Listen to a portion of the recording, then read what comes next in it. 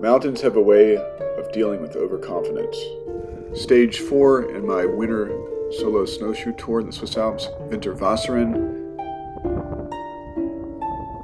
Yeah, it's pretty much a whiteout here.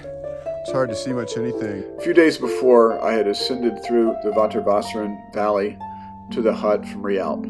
So I'm just repeating my steps. I'd done that at night, so I thought it'd be quite easy on the return. About like 50 meters off, I just reviewed the topo. I should go over up on this little ledge and then come down. I'd never been in a whiteout. It's very difficult to see. Depth perception is almost impossible. You can just see the black rocks. That's pretty much it. Despite having already done this route at night, albeit in a full moon in quiet conditions, the whiteout was very difficult to navigate, and just being a few meters off made all the difference, and that's what happened here. Without having many visual references, I ended up where this X is, this green X, and I was supposed to be down on this blue line near the Oberstaffel. And that's it in the distance, those houses, and so I was coming in real high. So it becomes pretty clear that I've made a major screw up in the navigation. Dangers easily managed are not true dangers.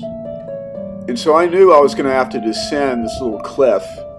I didn't know exactly how much until later because the lack of visibility, but as you can see there, I've got to get to those houses. And I just couldn't see how far the drop was. Ended up having to do a descent, so I dropped my poles to let the gravity fall down, and then went to grab my ice axe with my crampon zone, and then I was shocked to realize I had left it at the hut, so I was completely screwed, had to descend down with just crampons and no other assistance other than my hands. But it all worked out. I eventually got down. It was just about 5 stories, and I just did it real slow, and then, once it was smooth sailing, once I was down in that valley. It's been pretty snowy, pretty tough stuff. Gonna have a little cigarette. Helps my lungs adjust to this clean Swiss air. But the more important thing is it gives me a chance to have a break and kind of relax. It's very important to relax and keep ahead of everything, keep mentally attuned. And once I was in the valley, it was smooth sailing down to Realp and get to this little train station, the Gotthard Pass area, and then hopped on a train. And that was sort of the wrap of 4 days up in the Realp Rotondohütte, and then headed over to the Simplon Pass.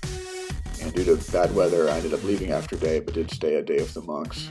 And that's a place that Napoleon built.